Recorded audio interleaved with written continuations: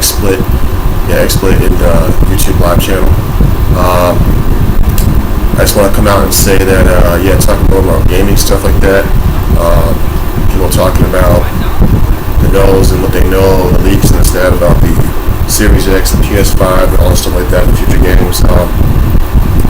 No offense to them, but I know I don't listen to any of those channels. I may watch them on YouTube, but I personally think they're just clickbait, trying to get their names for themselves, treated as Microsoft employees themselves, the developers, the CEOs of those companies and whatnot, and as well as Nintendo and Sony. They have the rundown of what they're doing, what they're presenting, what they're going to have via hardware, software, services moving forward in the next generation of gaming. That said, I'm going to say this. I think personally, Microsoft will have lots of proof, and they'll improve a lot next generation, because it is under the leadership of a true gamer, a true publisher, and a true game developer in Phil Spencer. And I see him all the time on my Xbox game, on my friends list. I always play on the Series X and stuff, but he's constantly playing like tons of PC and Xbox games. Like, I see him on Destiny 2 a lot. I see him on Minecraft. I see him on Halo off and on. But he's definitely on like a lot of MMO, RPG, JRPG games, things like that on the PC or Xbox front. So he's playing games, and he's playing State of Decay a lot. He's playing stuff like that. So he's seeing what's going on. He plays, a lot of back-to-back games. He's playing the Flight Simulator because he's got access to it, obviously. So he's doing all these things because that's his role, but that's his hobby as well. So he's a gamer across the board. I'm sitting there making a stream basically saying that I personally, I'm going to definitely get my Xbox Series X. The Xbox Series X, as everybody in the world knows, is the most powerful console next generation. Has way more higher frame rates, resolution, and capabilities than the PS5 could ever have. Microsoft's got the checkbook. I can't say that enough. I invest in a $1 trillion successful company like Microsoft rather than a bleeding money company like Sony, who Sony doesn't know how long they're going to be around, which I like to see people work, but Sony's talked a lot of crap, but they can't back it up because they don't have the checkbook like Microsoft does, and they don't have the technology like Microsoft does. They definitely don't have the innovations that Microsoft does. Name one innovation that they came out with since the Sony Walkman came out. You can't name one innovation. And Sony's been kind of going down in the dumps since that. Look at the stock market and tell the truth about everything. And some of you young fellas out there don't understand what it is. The stock market tells you if your company's going to be around, or you might as well just sit your butt home and do nothing. Microsoft's a $1 trillion plus company and growing. And Microsoft sees it as true competitors, like Phil Spencer said, are the big boys like Microsoft, of the Apples, the Googles, and the Amazons. The difference is Microsoft's got the ecosystem and the head start on those guys moving forward. And Microsoft's an open source company, so a lot of their services and software are going to be on those other platforms as well to reach that audience. xCloud, that's the future of gaming right there. They're already on Android devices, iOS devices. That's like billions of people already you're talking about. It's not millions of people already you're talking about. They're going to reach, and then Microsoft's going to put the xCloud streaming service on all TVs. Samsung's, LG, Vizio, Sharps, Panasonic's, you name it, they're going to put it on there. That's going to let them reach that 2.5 billion devices ecosystem, putting people in the Xbox ecosystem. That alone makes Microsoft the next generation, outside the hardware things. So no matter where you play it, whether it be on PC, Xbox, or xCloud, or Game Pass, wherever it is, or Xbox Live you're doing, you're in Microsoft ecosystem, which is great because they're putting tons of great content, innovative games, new IPs out there and whatnot. They have 15 massive developer studios that probably going to acquire WB Interactive because they can afford the $4 billion. That's a drop in the bucket to Microsoft. That being said, they got probably other 3 other new studios they haven't talked about up their sleeve. I mean, who knows? Maybe we see CD Projekt Red. Maybe we see 451. Maybe we see ZeniMax. Maybe we see Techland Games. Maybe we see all of them going to Microsoft's umbrella because Microsoft has resources over Sony or Nintendo to let them make those games at the caliber they want to make them at, because Microsoft has the best system, the best format, AI, game stack, machine learning, everything like that is going in the Series X. We're going to get 8K 120 frames a second gaming, if not higher, with the Xbox Series X. So I think they're going to drop us the line of $399 for their system. That's my personal opinion because I know Microsoft can do it. They're going to make more money. They're going to make their money back in software like they've always been doing. They make tons more money in software and services than Sony and Nintendo put together. Microsoft has enough money to buy Sony and Nintendo several times over. Let's just be honest with that. So yeah, Microsoft is going to knock it out of the park with their Xbox Series X, all their games. They got the back and pat. They're putting little pieces of information there leading up to the July 23rd event, and they're going to have mic drops. They're going to have large announcements. They're going to have, I think, personally, a price to release date. I think they're going to launch still. I think they're going to be launching September, October. There was a thing that came out through, I think, Windows Central or something like that. That I know they work closely with Microsoft. Like, it is a Microsoft-based kind of PR or journalist company to cover all things Microsoft tech, whatnot, third-party partner, whatever. But rumor has it Microsoft is planning on, out before this pandemic happened, to launch the Series X at the end of next month in August, which I wouldn't put it past them because they've been talking about this thing and building it for 3 years. You can't build a system overnight. It takes planning and whatnot, and execution, and obviously not, putting your current generation to rest, giving a few more years lifespan before you can say, okay, that's enough for that generation. Let's move on to the next one. I'm a big Xbox guy. Was I disappointed with the Xbox One in 2013 because of Don Mattrick not giving us games and trying to show TV? Yeah, but I still invested in it because I had hope for it. And this is why I have the Xbox One X right now. There's a ton of games. There's Game Pass. There's xCloud. There's everything that Sony does not have. And I invest in what Microsoft has because Microsoft is a tech company. They're a software services company, and they have far more better game online servers than Sony can ever afford. Which is why you see now Sony partnering with Microsoft. If you guys didn't pay attention, this time about last summer, or maybe sooner, they came to Microsoft asking them, can we right off the back of your Azure servers, because we don't have any great servers for PlayStation Network. We don't have the AI game stack that you guys have. Microsoft's like, yeah, we bailed you guys out at bankruptcy 5 times, so, well, not 5 times, 4 times, this will be the 5th time, this is the last draw. They're saying, okay, we'll give you these Azure servers, you do what you want with them. But if you fail as a company, like Sony's been doing, as a whole company, outside of PlayStation is not a company, it's Sony. Sony as a whole company is in the red ink with everybody. They don't have money like you guys think, so let's just put that out there right now. Microsoft, $211 per share right now. I think I checked earlier this morning, and growing. They're $1.6 trillion plus and growing. Microsoft and Apple are obviously on point to reach $2 trillion net worth company by the end of this year each, and they're going to continue to gain revenue because they work very well with each other, obviously, with their innovations in technology and softwares. Because Microsoft, like I said, is a service software company and open source now, which is great. So that's why you see a lot of great Microsoft 365, Azure Arc, .NET, Visual Studio, Office services, everything on both Android and iOS, because that's what makes those two devices of Android and iOS more productive when you have it on your phone and stuff. So, and Microsoft obviously has the 1 billion plus Windows 10 installs. It's a very successful OS since Windows 7 days, as we all know, and it's getting stronger and whatnot. Microsoft has the cloud. Microsoft has the development tools. Microsoft has the far beyond VR and mixed reality technology and holograms. Microsoft, which is HoloLens. HoloLens is far beyond technology built for businesses and infrastructure, and industrial, and movie, entertainment, whatever you want to use it as, over what VR is. VR is a cute, cuddly thing, but VR is not nowhere near up on that mountain where holograms is. And Microsoft patented the HP chipset, so HoloLens is years beyond what VR mixed reality is. Period. Microsoft has technology that's like 20 years ahead of everybody else, in that right outside of that neighborhood and that circumference of their university, or their Microsoft headquarters in Redmond, Washington, in the backyard of Seattle, Washington. So that marketing, that tech and that shares and stuff like that aside, the gaming industry of Microsoft is going to get better, and it's getting better right now, and it's going to win out the next generation, because for the long run, because of the simple fact that we got the best, most powerful hardware over the PS5, the Xbox Series X, like I said. We got over 2,000 plus games that Phil Spencer announced last year in E3 in development, and a lot of those are new IPs, new quadruple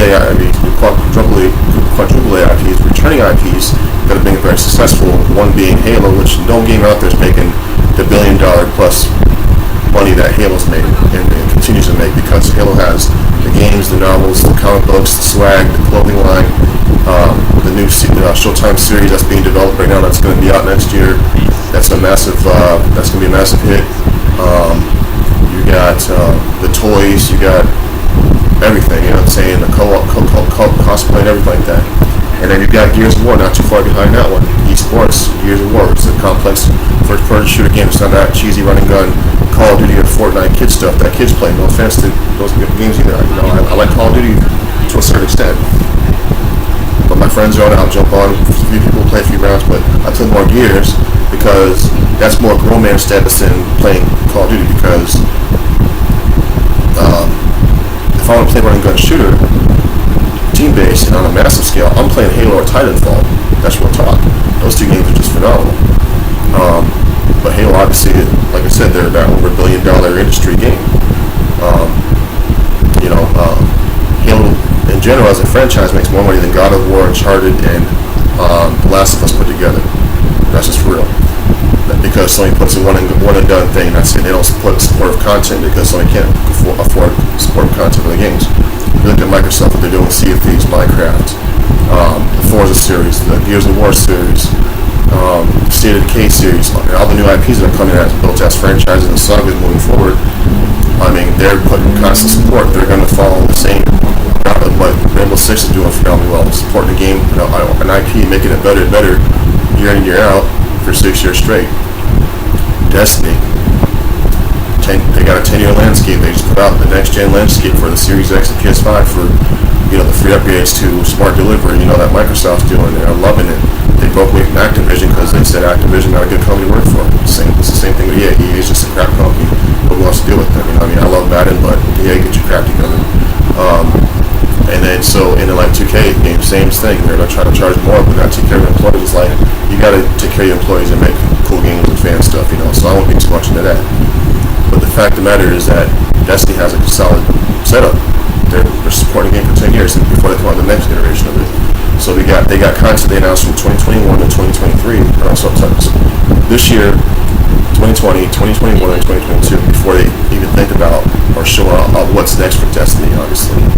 So, and Bungie already made an article saying that they really, after Activision and doing the PlayStation marketing, they really thought it was a bad decision, it was a bad partnership. They wanted to get out of it.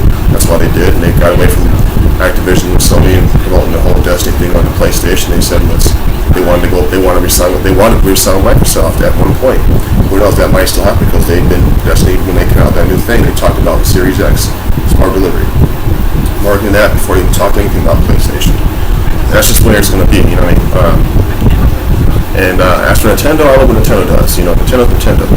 We all love Nintendo. Without Nintendo, we wouldn't have console gaming. Let's be real about that. Nintendo's got some cool things. Nintendo's got a nice little device. But for the Xbox side of things, I'm happy with it. I can't say enough. I'm definitely pre-order my Series X when it sits now, $723 this month. Get my day one launch. Gonna rock out, stream a ton of Halo Infinite, obviously, because I love Halo. And all the new IPs and all the new indie games that Microsoft's bringing to the table with the audio Xbox. That's doing a phenomenal job with in-game engines like Visual Studio, Unity, Unreal, and things like that. And other built from the ground up studios. That's graphics engines that are built at Microsoft, like Space. That engine's going to be looking way better than what Unreal's even putting out there, and that's just Microsoft put that $500 million of money, $500 million, sorry, not $500 million worth of funds to create this next-gen Halo. So they're going to make Halo. It's probably going to be an open world, I'm guessing. Whether it's open world or not, either way, it's going to be a massive game that they're going to support for years to come before they make the next Halo, whatever it's called. But I think Halo Infinite kind of teases the name of this is one massive IP with this new graphics engine that they're going to put massive amounts of content for years to come, supporting that one IP, because that's what developers are doing that's working successfully well for us gamers. And there's no microtransactions and all that stuff, so that's great. Hellblade Senua's Saga is going to look awesome. It's using Unreal 4.25, but by the time Series X will come out, I think they're already upgraded right now because they got access to Unreal 5 right now. So we'll see it running on Unreal 5 engine, because Unreal 5 engine, let's be honest, runs a hell of a lot better on the Series X than they could on the PS5. You got the Xbox Series X, that's 12.1 teraflops GPU, additional 13 teraflops overhead of computation power, teraflops of, like I said, teraflops of next-gen Navi ray tracing hardware built in the Xbox Series X. So that's 25 teraflops theoretically that, as I've said before, that first-party developers are working with these Series X. Faster processing, hyper-fast load time, zero to no load time. We're going to see. We got a higher end, bandwidth. You know what I'm saying? We got higher, faster, more powerful RAM. 16 gigabytes of DDR6 of it. Over 600 gigabytes of system bandwidth, if not higher. I can see Microsoft overclocking some things without having any compromise. At the end of the day, before launch, developers are even saying we're able to make games at native 4K 120, 4K 60, or 8K at 120 on the Xbox Series X. Whereas the PS5, they're having bottleneck issues. The PS5 is said to have it says on paper 10.28 teraflops of computational power at capped, whereas developers only able to reach 9 of that, and they're having overheating issues and compromises with overclocking processors like that. So a lot of the demos you saw in the PlayStation 5 reveal and stuff like that happened were running at 1440p 30 fps, 1440p 60 fps on some games. People are going to put out there on YouTube, like I said before, PlayStation can do 4K 60. No, it cannot. You guys don't know what you're talking about there. And I'm not going to put y'all names on blast, but you guys that are clickbait on YouTube got to stop, because y'all don't know what you're talking about. I personally don't know what Microsoft's doing. I don't know what Nintendo's doing. I don't know what Sony's doing. Well, I know what Microsoft's doing is what I see in the market. They're a far more successful company than Sony is. So with that, putting that two and two together, like I've always done over the years, having Microsoft products, and it's been very well with me, doing my podcast stuff, doing my everyday connectivity services, my gaming stuff, my PC stuff, my developer stuff. I love it all. And billions of people around the world, if not more, can say the same thing about that. That's why Microsoft's got over 1 billion plus downloads, installs of Windows 10, like I said earlier. And Office probably is a lot more than that, because Office is on tons more platforms as well. So with that said, I'm excited for what the Xbox is going to bring, because developers said they can develop with this no compromise thing for the Series X, and their games, their dream projects and everything like that, they don't have to take anything out. They can put their idea, their thought process, everything they wanted to do from day one into that system, because that system, the Series X, gives them more power than anything they've had their hands on before. So I look at YouTube and I see this stuff, see these fake stories, and everybody acts like they know what they're talking about. Y'all don't have the insiders. Y'all don't know what's going on. You guys just gonna sit. Y'all should just sit just like all of us other fans do, and just wait and be excited for it. Don't care for leaks. I like to be shocking on, but I think Microsoft's always constantly shocking on us. When people think they know what Microsoft's doing, Microsoft goes in for a loop and says, "No, we're doing this actually even better." And so that's what I'm excited for at the June 23rd event. So my biggest thing is we got Compulsion Games, we got Inexile, we got Double Fine, we got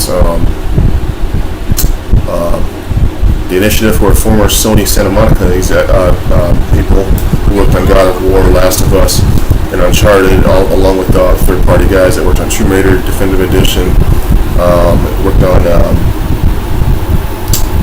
Max Payne back in the day, and a few other former Rare execs that came back that built this studio from the ground up, that's working on the quadruple A first-person shooter RPG game that I think they'll tease and show out there. You got Undead Labs, who makes State of Decay. You got Playground Games, who makes Forza Horizon, and who's working on the next-gen Fable, which is the Fable graphics that people have been teasing or rumored that it's going to rival, if not look better than what the Witcher 3 graphics looks like. But obviously, we're going to see that next-gen graphic engine which is already better than we already know it's going to look 3 times better than what Witcher 3 is. And Witcher 3 is a fantastic game, but have a Fable in that gritty, like high def, darker type of storyline, which is pretty narrative, is going to be awesome.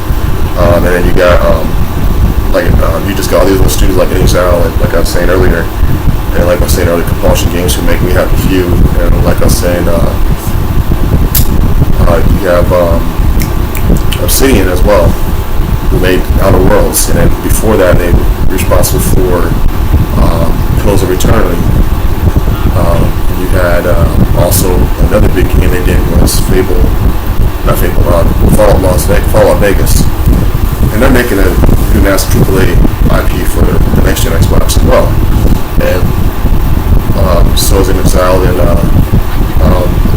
like I said, Double Fine Games will make Psychonauts. They're going to talk about Psychonauts, but talk about their teaser, the new game that they're bringing back. I think it'll be Banjo-Kazooie. Like I was seeing Ryan McCaffrey, those guys at Edge are doing. That'd be cool to see, but it could be something else.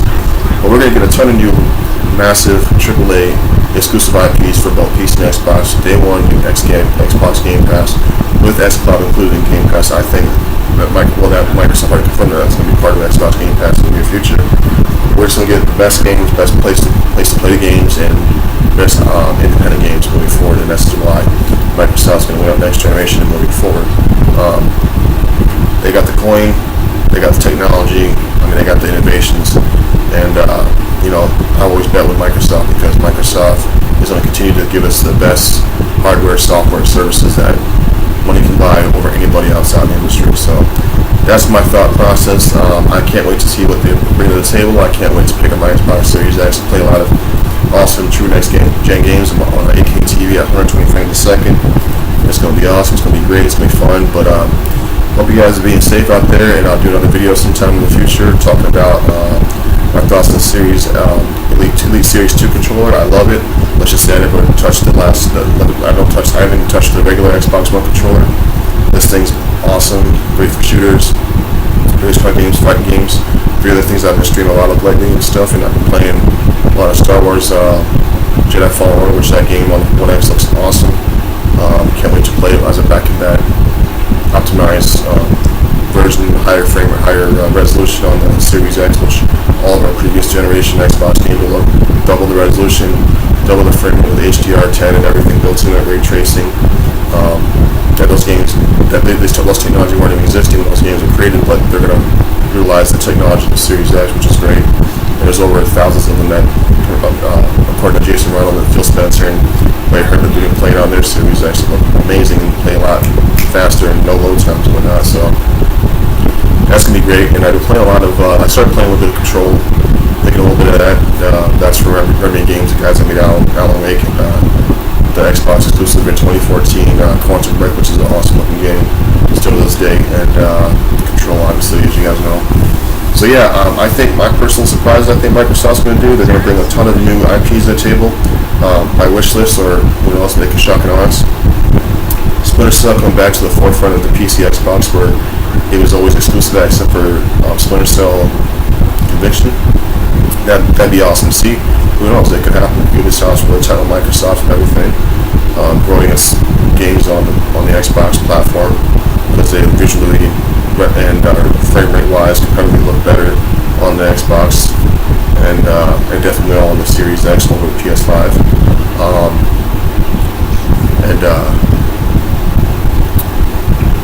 Then you have the Division that's been put on Xbox One X because it looks visually better at 4K 60. 4K 30, 4K 60 One X too, but it looks great overall on the One X. But like I was saying, the Series X is going to make Ubisoft games run at a higher frame rate for a competitive multiplayer game than what they can get on PS5. So everybody will play more games, adventure, gritty, adventure, story-driven, and MMO, RPG games, obviously race car games, fighting games, shooter games. All those games will play a lot better on the Series X over the PS5. The Xbox has massive 2 to almost 3, well technically you can say 3 big time franchise shooters. You got Halo, it's always at esports, biggest franchise first person shooter period, and making over $1 billion. It's $1 billion franchise period. You got Gears of War, multi-million-dollar franchise with all the gear, swag, and the novels that's out there with it too, in the esports. And you got Crossfire X, that was just on beta, that was always done on PC, it's been rivaled, if not surpassed certain features of Counter-Strike Global Offensive or CSGO, which a lot of you guys PC guys will know. That's been right there on PC as well, neck and neck with CSGO, so now that's an Xbox exclusive game as well that you guys play, and it's very fun and fast paced. I enjoy playing that better than I enjoyed Crossfire X when I played it for the few games I played it on my Xbox One X. But probably playing it mostly on Series X, but I enjoyed that game over Call of Duty, you know. And so yeah, I mean, there's a ton of new IPs and return IPs for the Xbox Series X that are going to look and play and be phenomenally well over the competitor period. And Microsoft obviously can't say it enough. They got the far more powerful hardware in the Xbox Series X over the PS5. So I think Microsoft will outdo, and obviously Microsoft continues to outpower the PlayStation period. But that right there said, yes, Microsoft, you know, their hardware sales won't great this current generation. I mean, obviously Sony outsold their Xbox One with the PS4. But when it comes to software, Microsoft made billions more in software services and content over the PlayStation period. And let's be honest, it doesn't matter how much you can sell the hardware, but the hardware doesn't matter. It's about the software you sell is what's going to have you churn out to make that money back of taking that loss and hardware you built. So Microsoft can take the loss on the hardware, they're going to make probably over $1 trillion back in the software next generation compared to what Sony can do. Sony probably won't even break even with Sony won't reach our goal beyond probably $100 billion next generation for software services because Sony doesn't have software services like Microsoft has. Microsoft has way more content, even with you adding backward compatibility. The Game Pass has cloud PC stuff, everything. It's all still selling. It's all still platforms and whatnot. So next generation, Microsoft will outsell the PS5 because the Xbox Series X is more powerful than the PS5. The Xbox Series X will have more features than the PS5. The Xbox Series X will have machine learning over the PS5. So I think that's the hardware side of things. The software side of things, Microsoft will come out much better than they did this generation with more software, new IPs, and returning IPs, and kind of continue the massive indie game support they have with ID Xbox, which is great. So that's my spew about that. But I just want everybody to get excited for next gen gaming. Honestly, you know, quit saying who's going to do what. But I mean, at the end of the day, the facts are facts. Microsoft, as I said many times, is a far more successful company than what Sony could ever be. So with that said, Microsoft has given us the better system. Microsoft's going to give us the more innovative games. Microsoft's going to always continue to give us the better software and services. And Microsoft obviously locked down the cloud streaming with xCloud. So thank you guys very much, and I hope you guys have a nice day. Enjoy the weather out there, and God bless y'all.